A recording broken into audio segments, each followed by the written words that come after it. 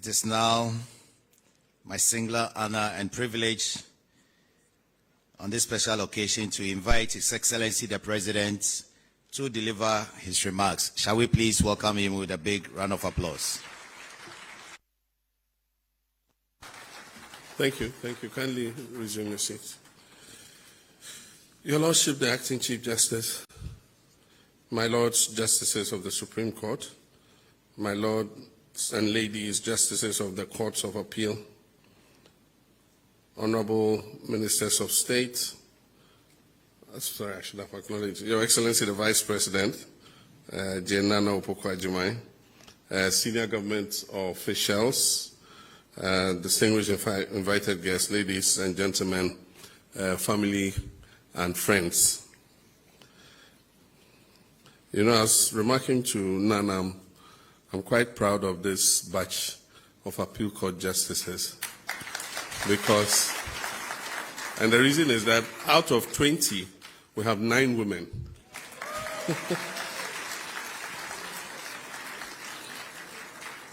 The affirmative action law says 30% of appointments. This one we're beating 30% by far.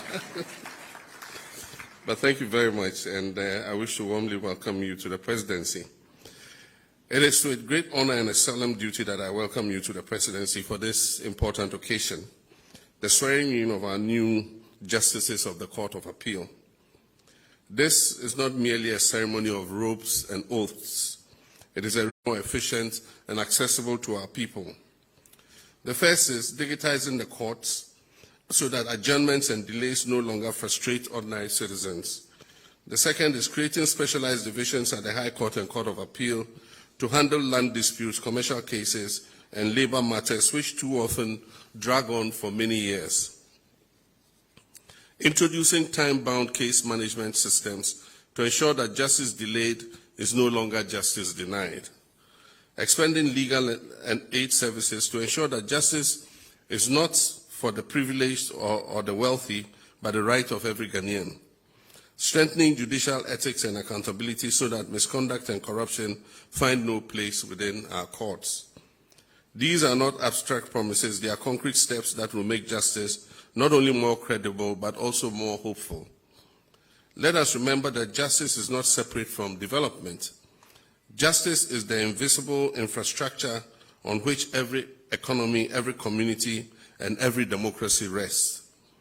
Investors will not risk their capital where contracts can be overturned by bias and prejudice.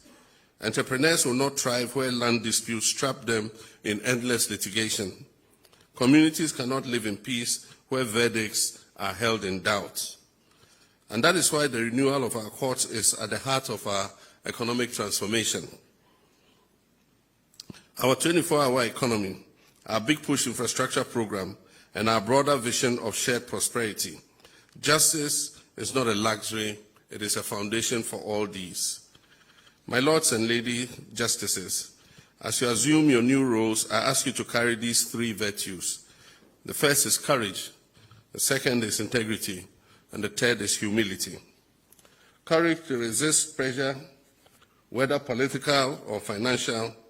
Let me go over that. Courage to resist pressure, whether political or financial, and to uphold the law even when it is unpopular.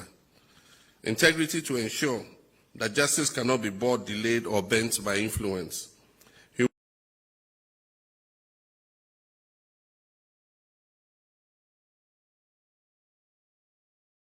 Members, not those who followed the path of least resistance, but those who stood firmly for principle when it mattered most.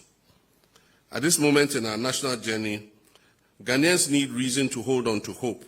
They need to believe again that the courts are not distant temples of law, but living guardians of fairness. Every decision you make can rekindle that belief. Every ruling you make can remind citizens that Ghana is still a land where truth prevails and justice is not for sale. I urge you, therefore, to be not only arbiters of law, but also custodians of hope. Carry with you the solemn truth that justice is the most powerful promise of our democracy, and that through your service, this promise would endure. If you do this, then long after you have left the bench, your names will not be merely recorded in law reports, they will be remembered in the hearts of Ghanaians as justices who renewed our faith in our republic. As you take your oaths today, know that you swear not only before me as President, not only before the Chief Justice, but before God, before history, and before the people whose lives you will touch with your judgments. May your judgments be wise, may your service be faithful, and may your legacy be enduring.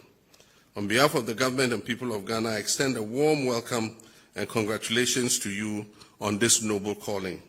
May justice prevail, may hope endure, and may our nation be renewed. I thank you, and may God bless our judiciary and our beloved country, Ghana. Thank you.